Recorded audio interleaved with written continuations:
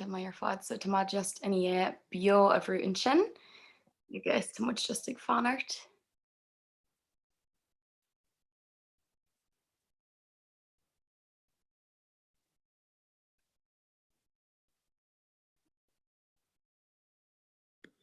Tá mai ar fad so tá just in bio a bhrú an sin agus tá muid just ag fanart. Okay, hello chuirde agus fáilte go dtí ihe den chéad scoil Paisean don Asin. A níist tá coppla tionathirí os mo chóir an seo Anna Campbell, Molly Ní Bhíchain, Jessica Diskin, Caroline Shuiga agus Anya Donnelly. Agus in North tá siad gáil na tips and tricks fashion is far a haispantíomh ach do seaarta na Gaeilge trí bhain na Gaeilge.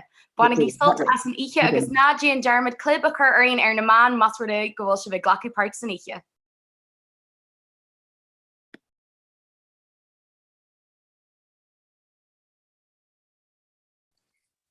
Dírí chulúna so chuir se tús leis.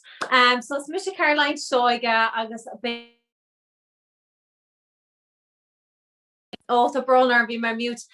Is mis Caroline Shuiga tásúlam go bhfuil sibh go maith agus fáilte isteach a chulúna gur míle maithagaí a socht hácht an nacht. So a nacht be mis ag tospáint Fhaisean Beagréib duna stíile atá teachta seach an airch agus an tara agus chamáile sin couple písa nu tá cantam sa wardros agus tásúlam go mana sib taine bro má bhín ceiste beagaí rinne hiiche an caiisteach sa musca chata agus freigrom mudíad ag an tamil. Okay, second one. Cheappa gomach clachta ein zooms inis, but fós.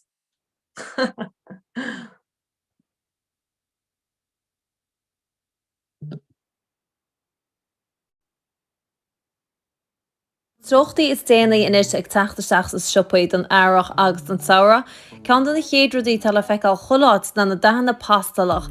A bhríonn seo caite chunig mud go leor níant ach an mléanad mud ag feiceáil dahanana i bhád níos boige.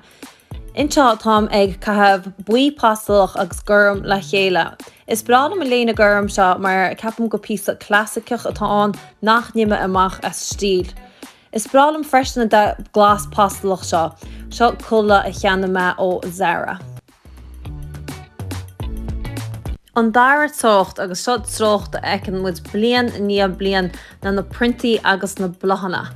Is bralam a trocht seo mar fecharm go te chóbánúil agus choglóta, bei se de forfit in na barbecues a bheits ein a mléana le cúna dé, agus is féidir an stíl seo a cha ag leor bailí difriúil, is féidir let go leor printachart nó beidir go maithid is gur léine a chur le rud cins.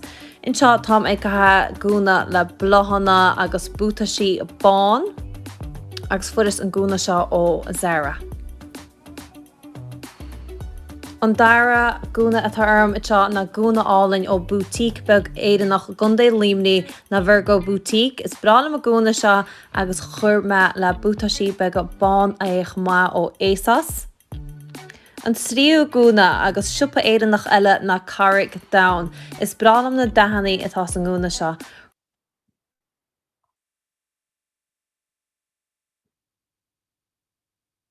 Tá belt agus bútaisí leis chunéon na beganí níos funky ach tá go leor bailí difriúil gur féidir é seo cha.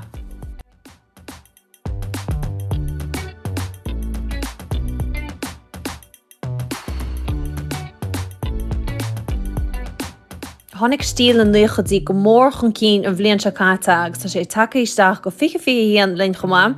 Chomála stíl na 60údaí.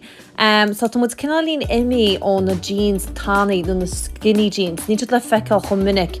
Inis tá mud ag feiceáil jeans beganí níos scuilte ag feicem go teo andas a chulaganna nar a ástún péide ceart. Tá mud feiceáil cois díreach, cois lehan, mom jeans, dad jeans, marcadú beteo is brá lomhéin an cois lehan ormsa. Furas an péide seo ó Zara. Agus nói nar a smála mar doháin caitheiste bheith am a chulaga. So fuair me iad da bán freisin agus a rís chumar an léine gurm pastalach. An stíl dearnach atá chun láirteid na na gúilí móra agus is sleeves lehan. Tháinig stíl seo steach ráhíle sa 80 agus ag an nám níor cheap me go dúchttateach an blian i ní ach tá muis a fiche héan agus tre takeíteach blian i ní blian. Is féidir gúnaí agus seacéid treintteáil le na ggóilí seo nó le na slíomhs lehan, agus is féidir canna níos cuilchúiseacha áil más má leat, nó is féidir canna mór míltacha áil. Anseo dhearing gomise cinál Edinburgh agus mór leis a pléisiú seo ó Zara. A ríist seo orm le bútaisí bán, mar is bralam an stíl 16ú sin atá takeí isteach am léana. Agus an seo tá gúna dain orm agus tíh stiró tá léine olmhór orm agus tá cinál ggóilí pofalta ag seo chumá. Agus a ríist na bútaisí bán. Agus a písa déirnach édaí tá seo amsa ón bhórdós na an gúna álainn glas seo. Níl na ggóilí móra aige ach is bralam na mórlaí lehananta aige.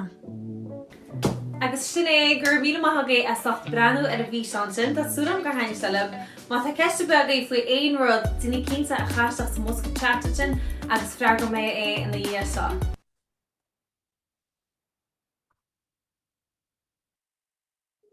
Ok, sin mise, tá súlam gur daibh sin.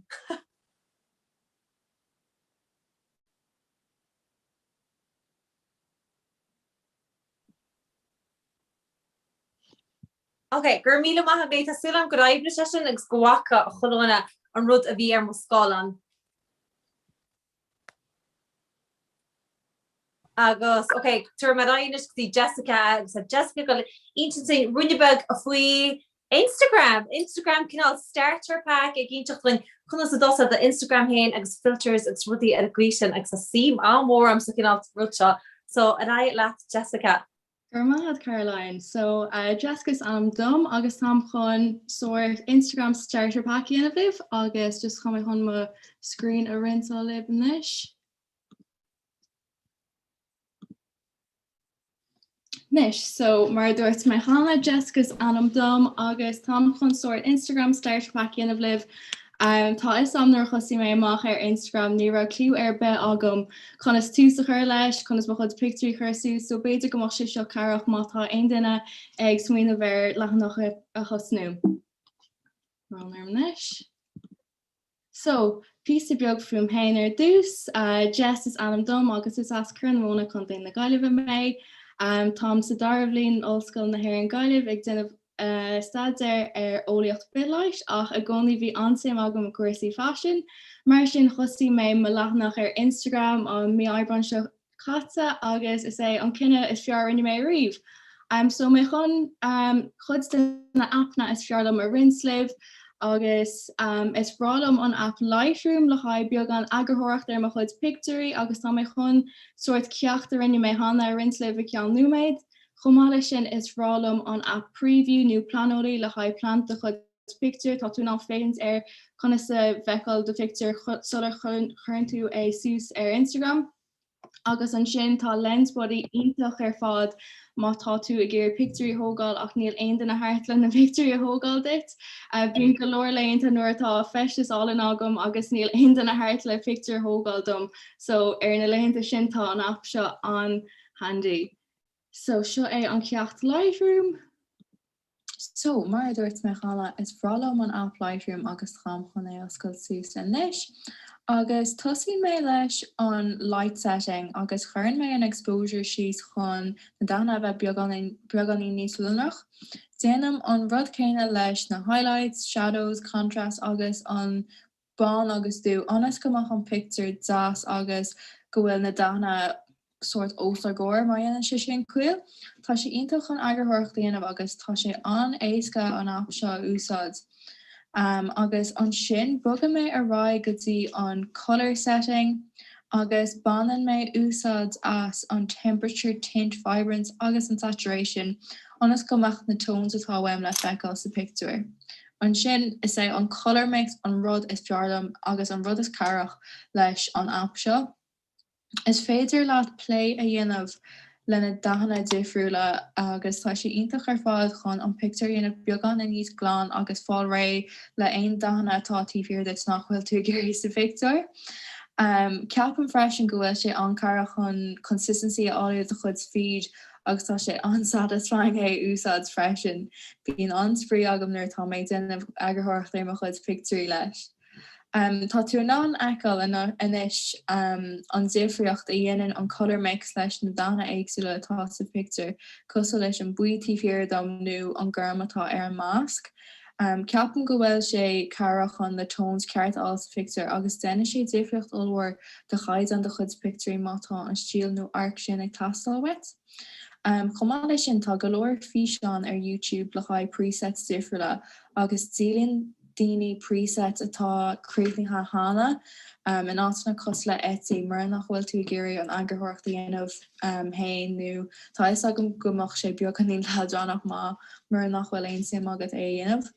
Chomá lei sin tá golóir sucrathe eile cosú le grain, sharpening, noise reduction, rudí mar sin a bhfuil carach freisin mátá sort vintage look ag tastal agus tá golóir sucrathe difriúil ar an app seo tá si iontach ar fád chun agurthireacht déanamh agus I ceanú méid bé tú ná eáil an difriocht idir an picture dús agus nuair tá méid críochtníthe leis agus déanann sé difriocht sort subtle ach ceapan go bhfuil sé iontach ar de feed agus dhéanann sé an difriocht nuair tá tú ag géirí sort stíl a coneal sús ar de chud feed.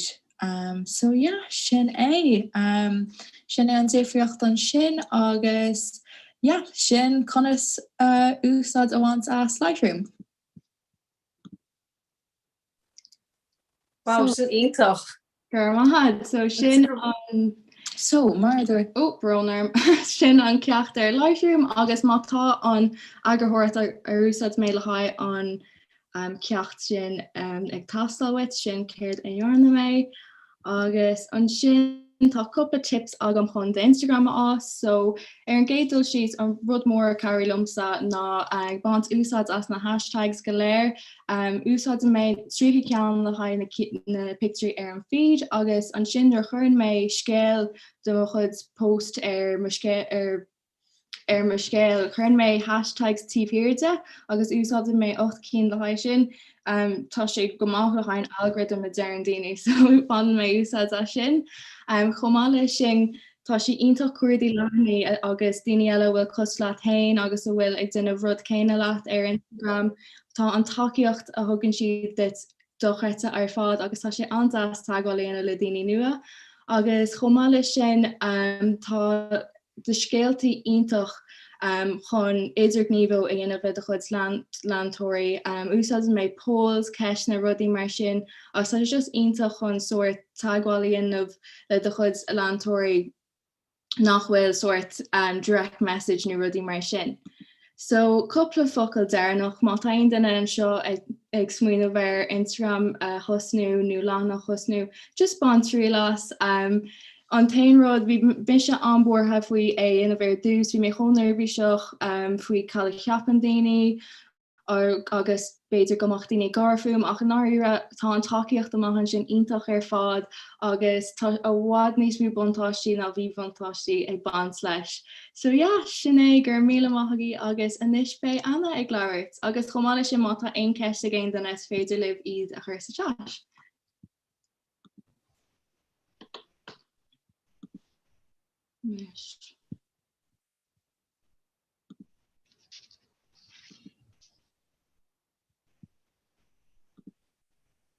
So hi Agustina, I'm Tasúlagam Gwil Shiv Gama. A nocht they may egg play on Fane winning August fashion. So share me.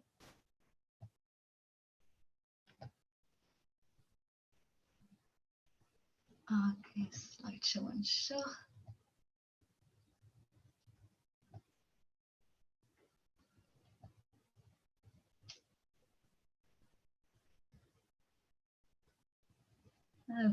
Oh, Ancha. Okay, iontach. So Fane winning August on fashion. Here this. So it's Misha Love Anna.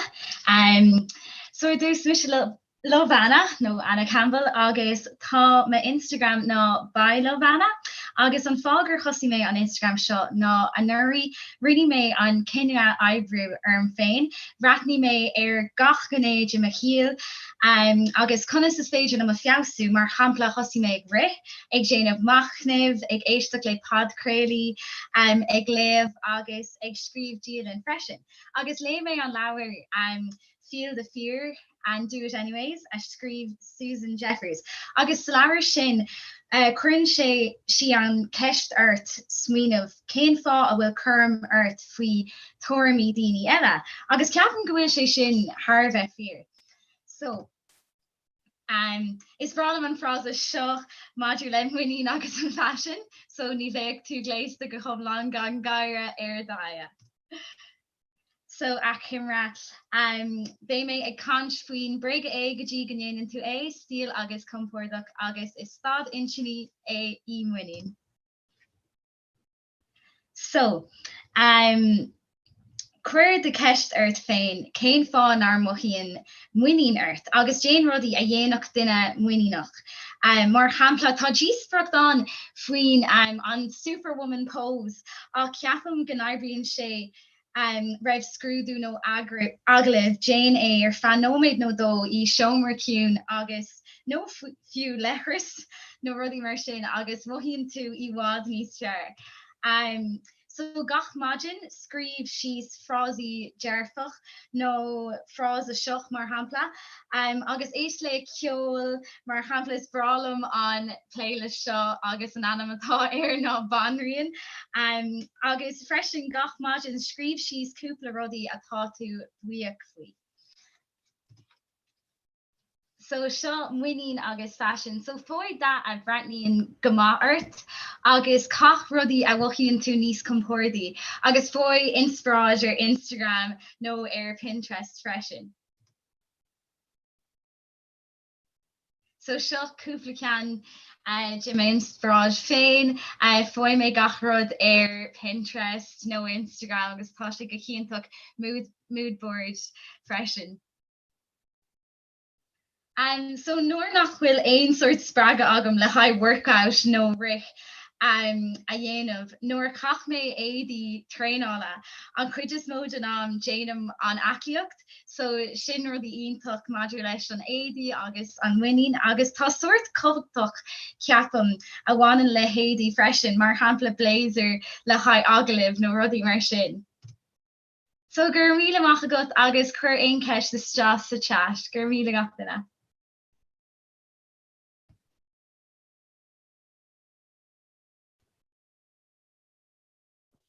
Gurvila, vi sé an ító chaint san mórlam.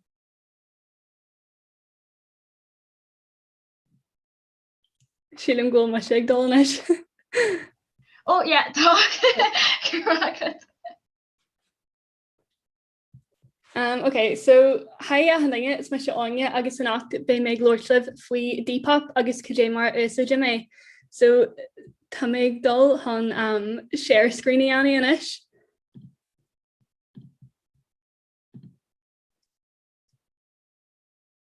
Agus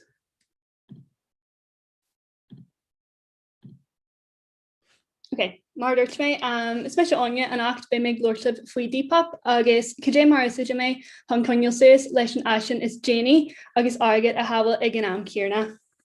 So dus do ringear bhí nachfuil cinse faoi Depop is app si an aisce hon rudí a cheannach agus sa dhéal athlá so second hand de gra. Bonna san ama bíon éirí broga agus orhain si i gceist. Tá sé cinneal costal le Instagram tá amlína nó timeline on agus explore page agus de lehanach chéin fósta.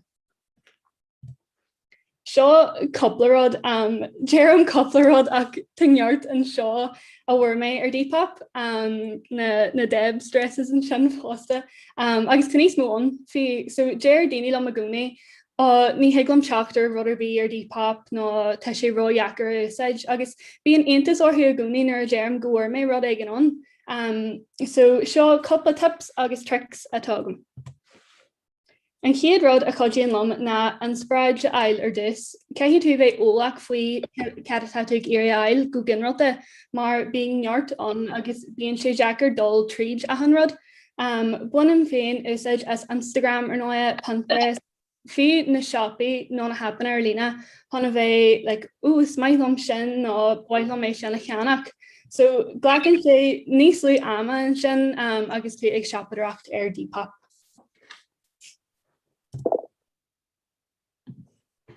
Seo coppla rud a tuimisigh baint soltas agus má ag teacht leis an teach. So is grálum na dahanana ar fad agus na patron. So mar hampla heaglam marrá bhaithlam tíling a bog mar sin a cheannach agus heaglam an sin dul ag arc ar Depop. Tá sé táhaach fásta arc ar de bhrandéis fearr, Beiidir mana bhfuil tú cinse faoi catatatuig iri go ddíireach, Higlaat an scagra nó filter úsáid an sin le bheith arc ar mar hampla Topshop nó Beiidir Zara higlaat teacht ar rudí difriúla as de bhranda is fearr. Fásta seo coppla branda is fearr am hain. Anis, Jerhín é seo mar tá sé co-Jackar bar an talacht nó authenticity eil agus a chrothú fásta. Hegla daoine scamaracht nó scamming i dhéanaí agus níl dingar bíag súla sin. Mar dúirt mé hána tá na scagaí nó na filters cócó eisiil heagla de bhéidir a hain a chur ar de profile agus mar sin nuair tá tú chuireach ní aici tú ach na rudaí atá ar fáil a de bhéid hain. Heagla é sin dhéanaí le dahanana, Paisean, brandy, fásta agus salbhann sé a lán ama. Ma tá tú ré an sin le rudaí gan na cheannach, caithí mé alah Jan Sick ar an profile. Heagla éil an sin má chintas hain ach tan reviews ar fáil agus a méid sin réaltaí fásta. Codíonn sé sin leat Sick i dhéanaí chun fáil amach cé chuid fear nó legit is atá an profile. Seo tip a chodíonn lom go mór chun airgad a hail agus deanna mé a gcónaí mar hampla ma tá tú ag éirí seacaid nua a cheannach thug mé an ceann buí seo as Topshop agus Beiidir go bhfuil tú go 20 punt a dhéas. Ma dhéanann tú chuireach ar éis heagla éil an sin teart ar fáil agus seans go bhí tú ceann ó bhhad níos saoire. Seo an rud is fearlam agus tugann go lecann sé get a bhag níos móama ach bé tú buíochas. An rud déarnach na tóg bogé ghlach do hojama, níl sé éasca ag an tús agus ghlaci sé tamil rudé eil go cinse ach is fi go mór agus tuag saoil de hoj airgid agus ag fáil éirí atá cúd afril agus unique ar náia. Agus sinné a chuirte gur míle sa bheith éisteach lomanacht agus bunigí sult as Depop amach an seo. Gur milli mahad anya just an intach person. Rahim Madurai go Molly Anish.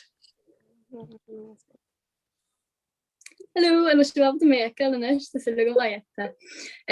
So the mission on large free capsule wardrobe I guess na BC's fire the way agat I guess Anna the one Anish so the Jenny go Shen on screen share you Anish well. Shen the fiction but agam Jennifer. Mali matashad. Yes, mutasabot any funny sign.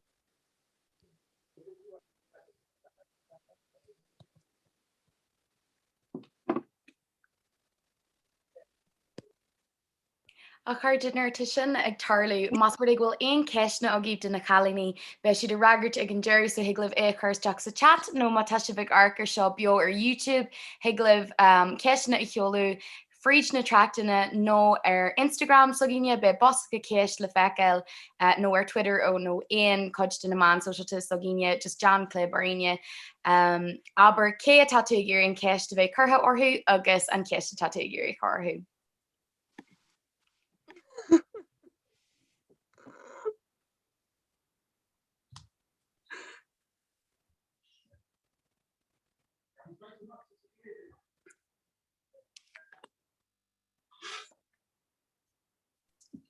Kom leis go sé ma Jenny go feibe an fuam. Bhil daine abbalta é leiise. No, ní choisiim seach na a.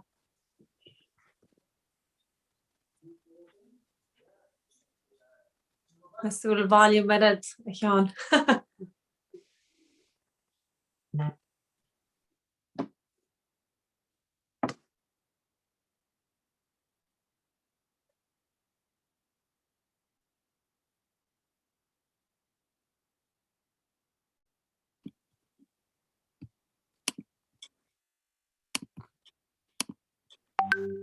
agus siad ahrú a an trí. Sin muidirnis. Hello, is me se málíní bíahain agus an náit be me se I cant faoin seirma capsule wardrobe. Cílíonn seo ná na príomhfísaí a le a thuirt le chéile agus siad ahrú a an trí bhí. Tá seo ionta éfachta mar saolann tú codhór airgid nuair a tíonn tú na písaí atá agat agus tá codhór buntaistí eile agus be meid pléad seo níos moile. Ar dús is me sem málíní bhíahain agus tá blogger gom dar bhaim sté sésta éte mí mar cant fi cuasí fashion smidú agus rudí le déir leis an síl bhí generalta. Agus tá mar ar an háiste I marino faoi lethir ag studiar ar an bachelor san idir has trí bhain na Gaeilge. Agus an náit téma ar bhís le bhéh páirte le passion don asin agus is silagam go mé sé bhbal de fól an rud éigen agus go bhain sem sult as ahanrad a teleréagam. Má tú cos lomsa agus é bhhadhhar dédí agat agus na tú abal de rudidir bí eil agus rudidir bí amsú I do bhardús agus coníonn tú ag ceanna rudí ar lína well tan freigar agam dit.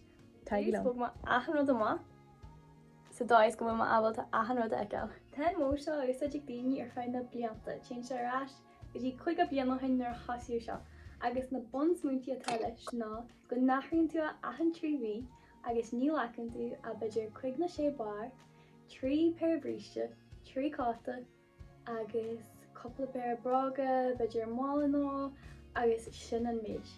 Caí tú ahanrad eile thuirgéal agus an rud éfachta faoi seo ná nuir tú gcónaí gachann na písaí atá agat be tú abal eiceil go sé bhaint jamtá agus be tá seo níos ána don am seo den bhíon agus be tú abalta airgad a hábháil nuair nachhol tú ceanart níos smó édí. Ar dús tá na bar agam. Réanima sé bar agus me gur swinniu ar dachanna a chuirte se go dtíon bardú sa ríis agus an písa bug don saoir thuirtlam ach go fáil a bheith áranna don amdan féin. So ar dús réanima cin dú mar sin seála ahanrad agus bhí abalt é caiiciú ar ríisiú sa ríisiide. Tá cin gáim agam fáinne písbug de. Cin don agam, cin bán, cin blas agus cin bán deir. Agus tí tú níl siad ínta le fanin saoir I bríonn siad don tam seo an bhíon agus sin fá réanimide, so chuirmid is seaid. Bhí an háartar tríthe písa I do capsule wardrobe agus ubrún seo go mhaid mar be tú abalta go fríd agus siad eiceil gan an bhardús a bheith go thomlan pládaithe. An chiad radile tugam ná na bristí agus riníma ceir péir agus tá Jenny go má job mai mar forma cin bán, cin dú, leggings mar go fáil tá mé Jane wasal cé tá caiici bristí géim dáhar agus an sin just go péir bristí. Riníma iad seo mar go bhfuil coppla dethagam sin siad le na bar riníma agus tá Jenny go mé abaltaí a caiici málaí éagsala agus tá Jenny go bhfuil na cuidí le seo. Nuair a bhí ma ag genú chuid taid agam ar seo, bhí sé bre coppla gúna beidir a ní caiithim colí gathe le so sa dáis sin réna ma cinehhain agus réanima an cardigan bug seo sa bhris. So tá ionta leis an féiste seo, bhí má abalta seo caiithí. Bhí má tá sé háart ar an teach. Inis cátaí. Caithí tú réanú coppla cin a le cátaí caithí a bheith cléiste le seo mar tá muid na hónaí éireann agus bíonn te gur bhaisí gath le tharbh. So réanima an cáta buiste seo. Mar tá sé bán, sin le achananta agus tá sé ionta completa. Fásta má leanann tú mé ar Instagram, sipi tú go bhfuil go thomlan gafa le casaga agus blazers réanima cin seo. Sean cin is fáil. So réanima seo mar sin se le codhór rudaí agus yeah, be má é caiú fiú leis na leggings ná le frí géine, so bhí seo na pí inta máile réí mar bhil tú smíú ar casá cinnta beúnta seo tá sé inta mai. Agus an sin cinál le seacat mar tá si go fáil istí fashion agus sin siad le ahanrad ag si inta compla a caiú. Ok, an part is far. Na málaí. Cén mála a bhil tú geirí réine? Well, réine mai dhécean agus tá go pom gafa lá ná cinpa se? Na Chanel vibes. Agus an cin eile a réine má. No. An mála tú seo. Nes, beidir leis an deag ní rathir se le gath fishes a an cin dú rathir se le ahan. So tá má sesta leis an bhar. Nes, bhainne braga, rinne mai péire agus cinse le ahanrad a heagla a bheith cinna líon fancy nó heagla a bheith le fanne ahan le. Agus níor rinne mai in salty mar níam hanne de caiúnis in san chaser seo, beidir in sa tair mata eise gom legal. A rinne mai an péir le seo agus ar pí bag níos mó. Agus sin na braga. Anis nuair tá ahanrad agam is tí sa bhaidris cén ba a dhéanam seo. Well, má dhéanam tú seo de gath séar be tú ag áthú na písaí gcónaí be tú abalta eicleachtaí agat be tú ag sabhfuil airgid mar sin tú ó an bar sin agam neol arm an cin le seo canart.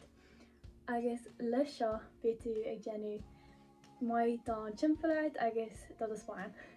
Rud a bhain is bralam tú seo ná ggó se chónéta. Tháinig sibh an clip go ribh seo agus mise ag tuspáint an méid éí a bhí síon seo agam agus tá special go. Deirtar gur cheartait rud ar bí cheanam tú a caiú ar an lid tríthe uair. Smar sin má tá tú ag déanú capsa wardrobe béú caiile a bhhaid ní smóna sin le linn an tríhí. Agus saman tú airgid agus an tú geirí inspaidir bí ar seo lean Seán Dáil, Annie Keaney, Retroflame te an ommarce an. Agus fiú má úsagin tún hasclub 30 wears ná capsule wardrobe chefi tú na sampla inta tarlína. Tásúlagam gur bhain sibh sult agus gur míle maigad as a géiste lom. Slán!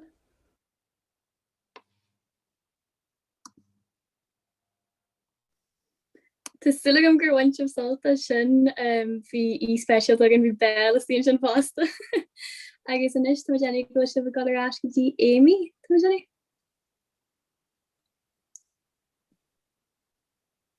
Hello, chuirde tásúlagam gur bhain sibh solta sin ceithim mara tá coppla tips agus tricks nua fóla me agamsa agus béirm sa ihar héangáil ar Depop agus a bhád níos mó stuff a cheanart. Agus ihar gáil fríd an wardroos agus ahanrod a chaithú amach nachhfuil a clí leis na trends ar fad am léine. Bhí iad an chéad scoil agam agus tásúlagam gro iad an chéad scoil agí se fásta. É sin ráte níl críoch chutha leis an immart. Tá oríon go fáil na butchery a chur in uil, so níos agam am bhfuil na butchery ré ag even sin a cheáin? So tá Caroline go fógurt sports ar cumarta slá hain an sin. Perfect.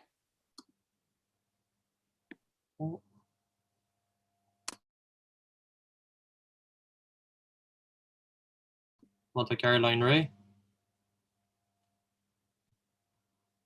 Yes, sorry, tá tíocht ná, má just cuairú rinne me canál screen recorde, so dtíana me iirecht a sin a chospáins de choróna.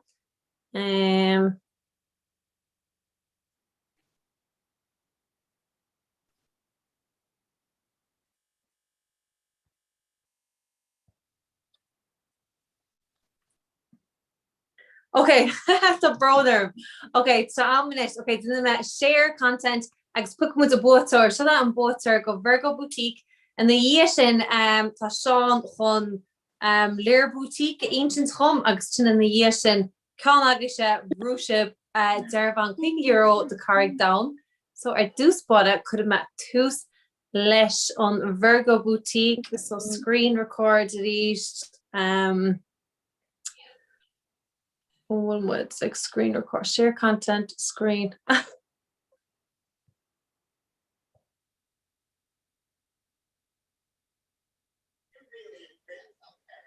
fuck is it?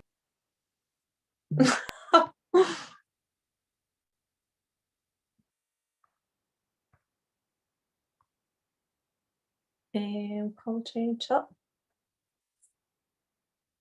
Okay, so hog me an Fhaisean seo díadach rih on so si hí Chloe Regan 9 a bhuaig an €100 dervan go Virgo boutique agus rís gur míle had Virgo boutique is docht dús goma a huirtlein fuk rinne Sean an boator go leer boutique kom so Sean me heb go cheol toe aan met hanne mar cheol. Joel, yeah, so sin boortser gan kan leer boutique na Catherine Pryor. Catherine Pryor, so mat seo as tú an boator mar a bhfuil tá som go dimime de ticket soft scoopy so bheit man an Instagram a chuig Catherine agus nis go carrig da dinne kins agise dinne kins atá an shot an nacht so Kay Sean me heb go some boator in freshnam jarna. Yeah, so she boortser on Darwan carrig down na Emily Robson. Emily Robson go hortachas call too. Be moet an Emily anyways is too an boator Tasatena agus sinna mochud boatori will ein den elle girl vi do chat Somali nach ra. Yeah, run me screen record faster me man do random comment picker so hegla me touch even shop just Jenny can go Johnson Mars get so Sha me chénta fáine an semi le gel kit agus fáine an jarwan da limestone jewelry fasta so really to add bug and to just generate. So we Mary Curran 01 Higlum chapter at her hockey man was I guess yeah Gramina Wega but like as like Kirsta or fun. Sin inta mai fád chuide so sin díobh sin na daoine atá na comórsaí uigint agus mar bhir tomálaí an sin gur míle mai a gíomh as ar chartanach agus ars ort chuisteach ar na comórta sílaigh. É sin ráte níl crí chuile sin I martanis. Tú mas ag bhfuil aon ceist na agéib den na chalíní chuisteach sa bhosca chat an sin tá coppla cud in í chartisteach ó Instagram so chuirhí me sibh in úil an sin. So te ceist taí is teach an sin fáhanne Anna Campbell. Cedé an rud is mó a sprág an gute an man géir sin álína bheith orta an tam ar fad. Oh, gur míle maithagad. Oh gosh, an rud is spráige.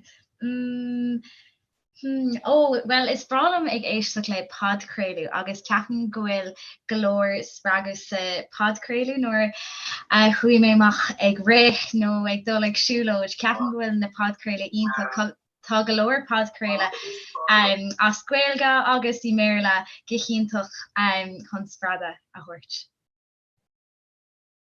Nínta mar fad gur míle mai agad sa Anna.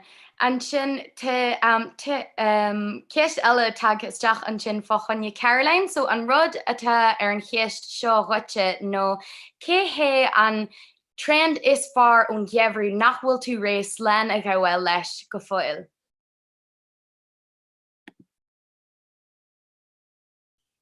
Agus sin ceist fáchanne Caroline an sin?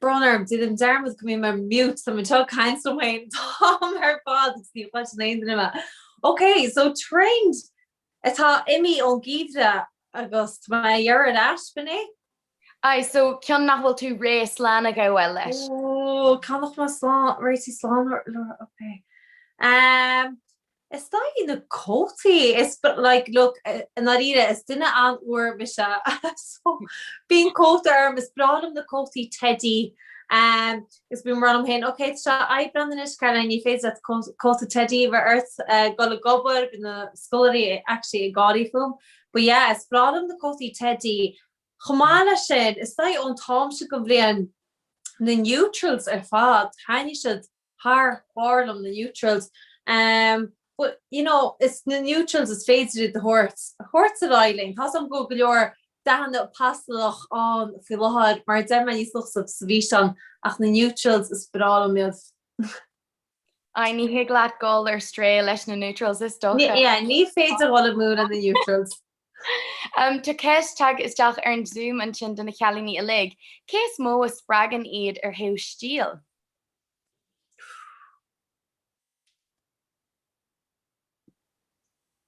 Is bralumsa na ide, tá bloggers na héden like tá si choma agus fekar go fashion choma op is bralumsa brandwer like na bloggers tan an leiding the likes of Sosu, Rosie Connolly, Yetson, agus mar chomala Pinterest, famste gloor inspraad op Pinterest. Lichtje is feiter rud bit Pinterest. En dus de brisi buit in weer, I'm sure which is fekking. Ach, lichtje ma chun op Pinterest. Briste bui, you know, agus bei netcha inspraad to kun rust timpel. So en dat ide ustem Pinterest. Is bralum like celebs freshen er news. En some Kim Kardashian, that's okay heen.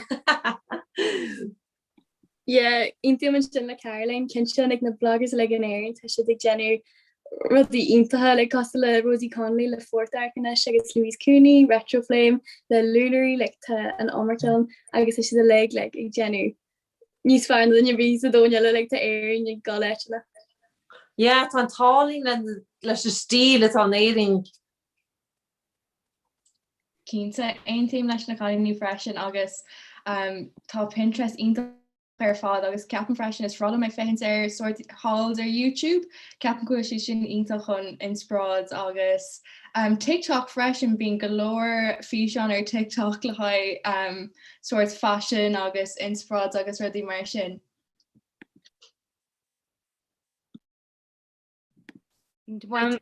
Bhí mé ddíach ag dorán sin is gralam TikTok fósta. Ní hílam go bhfuil daine amháin i ggéist lomsa le anspráid ach TikTok Pinterest tá Pinterest ar dóid fósta. Yeah, it's Alison. That has Jessica kind to chill me, but like Jessica, what's the person like? Honestly, can they in Chile? Bon Zara glass why Zara Mayol art as a seamless set. So it is like you go with you know the influences more like honestly ship person that still ain't hockey. You're really mad. Cad fut Anna Cadéan rud a spragan dustíal is mó. Yeah, tá like gach rud a dúir scatainna agus is bralum na bloggers freisin ar Instagram na Jess agus Caroline Molly agus Anya tá go híntaach agus is bralum an Sophie Murray freisin tá chuid stories an Granmer so is bralum an Colleen sin freisin. Agus rud a dúirt Caroline an sin sílam go mbeadh an méid ar cótaí ar hí is gralam sa iad. Tá ceann eile tagí isteach an sin fáchaine Anya so Anya dearan an duine seo ar Instagram. Cé an item is fearr a cheannaí tú a riú ar Depop? Seo ceis Jacker tá seaid déanama agam le like tassels ar na sleeves agus tá sé sin aontaach ach Cahí mé ra Beiidir má Debs dresses no má formal dresses for mé iad like ar Depop. Bhí siad cósaí ar fásta so tá si bh dul go Debs. Beiidir nach bhfuil aon Debs ag dul siúil mar bí golua ach ag teacht sa taithí Beiidir bíí cin se ar Depop. Intamáid.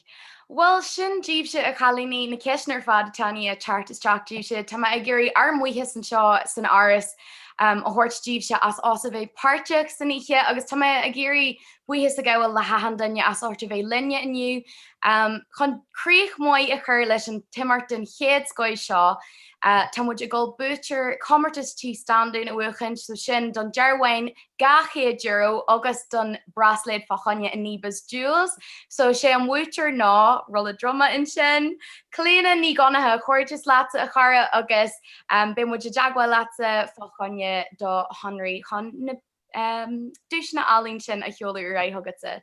So margaretman sin a chuirde gur míle maigíh as 8 bheith linne an áirt agus ná déananig dearmid túna leisteach fáhanne na himmartí eile atá fag a gén tá muid bognach críicníthe le seaartta na giige so be ceolcurm seaartta na giige ag tarlú san áit céirna an seo bio ar YouTube ag lehanne seart ihe amach. Gur mí mai agé bacálíní? Gur mí maithagaí slán guys. Gur mí maithagaí. Slán.